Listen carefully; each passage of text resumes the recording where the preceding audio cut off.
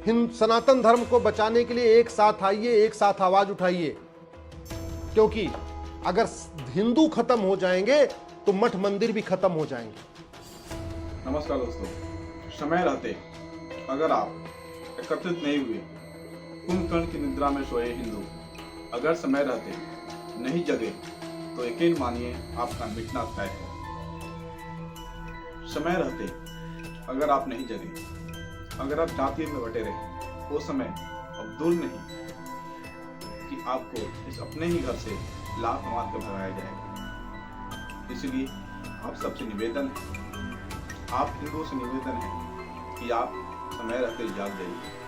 अगर नहीं जगे तो 20 से 25 साल के बाद क्या दृश्य आपके सामने आने वाले हैं, आप इसकी कल्पना भी नहीं कर सकते हैं।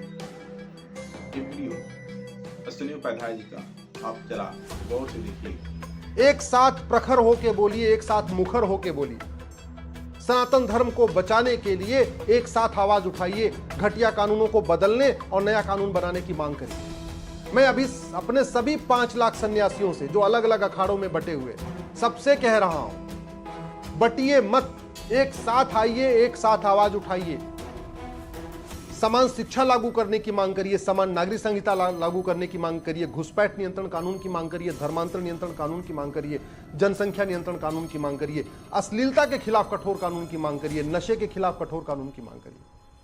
मैं अपने सभी 5 लाख पंडा पुजारी जो अलग अलग मठ मंदिरों में हैं, जो अलग अलग मंदिरों में हैं, सबसे हाथ जोड़ के निवेदन कर रहा हूं, सनातन धर्म को बचाने के लिए एक साथ आइए, एक साथ आवाज उठाइए, क्योंकि अगर हिंदू खत्म हो जाएंगे तो मठ मंदिर भी खत्म हो जाएंगे। हिंदू खत्म हो जाएंगे तो शंकराचार्य की चारों पीठ खत्म हो जाएगी, वहां अवैध कब्जा हो जाएगा। हिंदू खत्म हो जाएंगे तो न मंडलेश्वर बचेंगे, न महामंडलेश्वर बचेंगे, न आचार्य बचेंगे, न आचार्य सभा बचेगी, सब खत्म हो जाएंगे। और जो बड़े बड़े आश्रम बने हैं, जो बड़े बड़े मठ बने हुए हैं 400 कमरे 500 कमरे के, वहां कब्जा हो जाएगा। अगर हिंदू खत्म हो जाएगा तो कोई कथा सुनने नहीं आएगा। हिंदू खत्म हो जाएगा तो जितने 5 लाख सन्यासी हैं इनको भी भगवा उतार दिया जाएगा, इनको भी कन्वर्ट होना पड़ेगा। मैं कड़वी बात कह रहा हूं। अफगानिस्तान में जो पहले भारत का हिस्सा था, न वहां शंकराचार्य बचे हैं, न महामंडलेश्वर बचे हैं, न मठाधीश बचे हैं, न कोई कथावाचक बचा है, न वहां कोई पंडा बचा है, न कोई पुजारी बचा है, सब खत्म हो चुके हैं। पाकिस्तान जो भारत का हिस्सा था, वहां पे भी मठ थे, वहां पे मंदिर थे, वहां मठाधीश थे, वहां आचार्य थे, कथा करने वाले थे, सारे खत्म हो चुके हैं। बांग्लादेश भारत का हिस्सा था, अभी बहुत देखते देखते बहुत जल्दी ही वहां के सारे मठाधीश वहां से गायब हो जाएंगे या तो कन्वर्ट हो जाएंगे। जितने वहां पे कथावाचक हैं उनको भी कन्वर्ट कर दिया जाएगा, जितने वहां सन्यासी हैं उनको भी कन्वर्ट होना पड़ेगा, या तो मरना पड़ेगा या तो भागना पड़ेगा।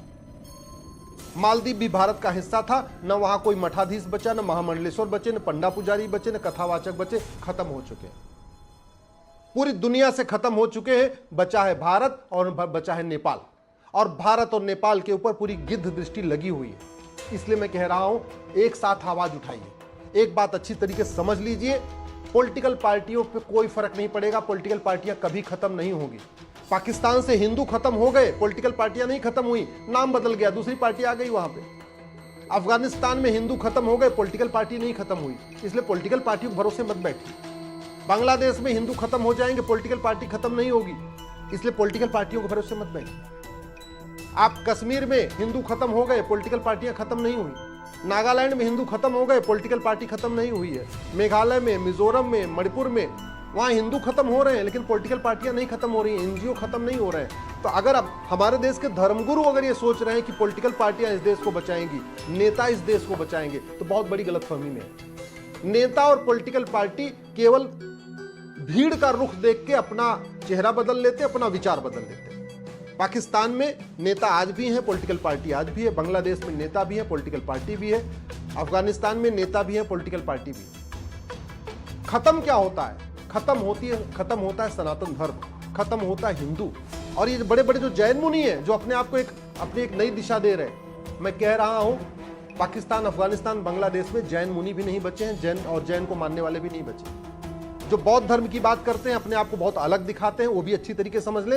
पाकिस्तान, अफगानिस्तान, बांग्लादेश में बौद्ध भी खत्म हो चुके हैं। जो अपने आप को जत्थेदार कहते हैं और अपने आप को कहते नहीं हमारा सिख पंथ बिल्कुल अलग है, हम तो हिंदू नहीं है, तो वो भी अच्छी तरीके समझ ले, पाकिस्तान, अफगानिस्तान, बांग्लादेश में सिख भी खत्म हो चुके हैं।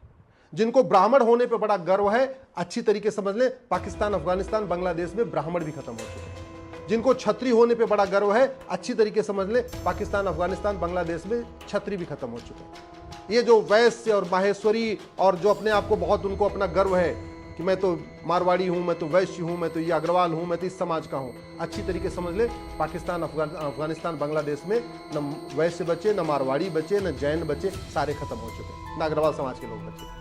जिनको लगता नहीं हम तो दलित हैं, हमको तो कुछ होगा नहीं, ये तो झगड़ा केवल ब्राह्मणों का है, अच्छी तरीके समझ लीजिए, पाकिस्तान, अफगानिस्तान, बांग्लादेश में कोई दलित नहीं बचा है, कश्मीर में कोई दलित नहीं बचा है, नागालैंड, मिजोरम, मेघालय की स्थिति आप देख रहे हैं। अगर आप जातियों में बटे रहेंगे, आप खत्म होंगे। अगर आप पंथ के आधार पर बटे रहेंगे, मैं हिंदू हूं, मैं जैन हूं, मैं बौद्ध हूं, सिख हूं, आपका खत्म होना तय है। जब तक आप एक मुट्ठी के तरीके सनातनी नहीं बनेंगे, आपका खत्म होना निश्चित है। और ये हिंदू धर्म को, सनातन धर्म को कोई नेता अभिनेता नहीं बचा पाएगा, कोई लेखक बुद्धिजीवी नहीं बचा पाएगा, कोई पत्रकार कलमकार नहीं बचाएगा। सनातन धर्म को अगर मजबूत करना है, एक ही तरीका है, भारत में कठोर कानून बनाया जाए, भारत के संविधान को भारतीयता के अनुरूप पढ़ा जाए। ये भारत का संविधान है तो भारत की संस्कृति की रक्षा के लिए है, भारत की परंपरा की रक्षा के लिए है, ये वसुधैव कुटुंबकम की भावना की रक्षा के लिए है, ये सर्वमंगल मांगल्य की भावना की रक्षा के लिए है, ये नारी तू नारायणी की भावना की रक्षा के लिए है, ये यत्र नारस्ति पूज्यते रमन्ते तत्र देवता की रक्षा के लिए। ये किसी विदेशी मजहब, विदेशी पंथ उसकी रक्षा के लिए नहीं है, ये भारतीयता की रक्षा के लिए। तो जब भारतीयता की रक्षा के लिए है तो इसको आप उसी अनुरूप पढ़िए। मैं अपने सभी चारों शंकराचार्य से निवेदन कर रहा हूं, मैं अपने सभी 10,000 मठाधीश, आचार्य मंडलेश्वर, महामंडलेश्वर से निवेदन कर रहा हूं, मैं अपने सभी 10,000 कथावाचकों से निवेदन कर रहा हूं, मैं 5 लाख सन्यासियों से निवेदन कर रहा हूं, मैं 5 लाख मठ मंदिर के पुजारियों से और पंडों से निवेदन कर रहा हूं। एक साथ आइए, एक साथ उठिए, एक साथ बोलिए। अरे कुछ नहीं कर सकते तो कम से कम फेसबुक पे अपना अकाउंट बना लीजिए और फेसबुक पे 5,000 लोगों को जोड़ लीजिए और वहीं अपना वीडियो शेयर करिए। जब तक सब लोग इकट्ठे हो नहीं आ रहे हैं, एक जगह इकट्ठा नहीं हो पा रहे हैं, कोई बड़ी रैली नहीं कर पा रहे, कम से कम अपना वीडियो तो शेयर करिए। 5-5 हजार लोगों को फेसबुक पे जोड़ लीजिए, वहीं अपना वीडियो शेयर करिए, वहीं अपनी बात कहिए, व्हाट्सएप पे अपनी बात कहिए, अपना वीडियो बना के व्हाट्सएप पे शेयर करिए, अपना वीडियो बना के अपने फेसबुक पे शेयर करिए, कुछ तो शेयर करिए। देखते देखते पाकिस्तान से खत्म हो गए, देखते देखते अफगानिस्तान से खत्म हो गए, देखते देखते बांग्लादेश से खत्म होने वाले हैं, देखते देखते मालदीव से खत्म हो गए, देखते देखते भारत के 9 राज्यों से खत्म हो गए, देखते देखते भारत के 200 जिलों से खत्म हो गए, देखते देखते 6,000 तहसीलों में से 1,500 तहसीलों में खत्म हो चुके। और अभी भी गुरूर इस बात का कि मैं ब्राह्मण हूं, मैं क्षत्रिय हूं, मैं वैश्य हूं, मैं दलित हूं, अभी भी इस बात का गुरूर कि नहीं मैं तो सिख हूं, मैं तो जैन हूं, मैं तो बौद्ध हूं, मैं तो ये हूं, मैं तो वो हूं। याद रखिए, आप सिख हो, चाहे जैन हो, चाहे बौद्ध हो, चाहे हिंदू, आप एक्चुअल में केवल काफिर हैं। आप ब्राह्मण हैं या क्षत्रिय हैं या वैश्य हैं या दलित, एक्चुअल में आप काफिर हैं। और काफिरों को कन्वर्ट करना ये ड्यूटी बनती है। क्यों? क्योंकि बड़ी स्वाभाविक सी बात है। कॉन्सेप्ट क्या है आपको पता ही है कि जब तक 51% नहीं हो जाएंगे तब तक कयामत की रात नहीं आएगी। एक रिलीजन कह रहा है जब तक 51% हो जाएंगे पूरी दुनिया में नहीं होंगे तब तक कयामत की रात नहीं आएगी। इसका मतलब क्या हुआ? दुनिया की आबादी 800 करोड़ है, तो जब तक 400 करोड़ नहीं हो जाएंगे तब तक कयामत की रात नहीं आएगी। जब तक कयामत की रात नहीं आएगी तब तक ये फैसला ही नहीं होगा कि कौन जन्नत में जाएगा, कौन जहन्नुम में जाएगा। तो उनकी पूरी कोशिश है कि जल्दी से जल्दी हम 50% से ज्यादा हो जाएं। अगर दुनिया में 800 करोड़ लोग हैं तो हम जल्दी जल्दी 400 करोड़ हो जाए। दूसरा रिलीजन क्या कह रहा है कि जब तक हम 50% नहीं हो जाएंगे तब तक डे ऑफ जजमेंट नहीं आएगा। यानी 800 करोड़ में से जब तक 400 करोड़ नहीं हो जाएंगे तब तक डे ऑफ जजमेंट नहीं आएगा। जब तक डे ऑफ जजमेंट नहीं आएगा तब तक ये डिसीजन नहीं होगा कि हम कौन हेवन में जाएगा, कौन हेल में जाएगा, यानी कौन स्वर्ग में जाएगा, कौन नरक में जाएगा। तो वो भी कोशिश कर रहे हैं कि जल्दी जल्दी हमारी जनसंख्या 400 करोड़ हो जाए। और आपको ये बात पता ही नहीं है।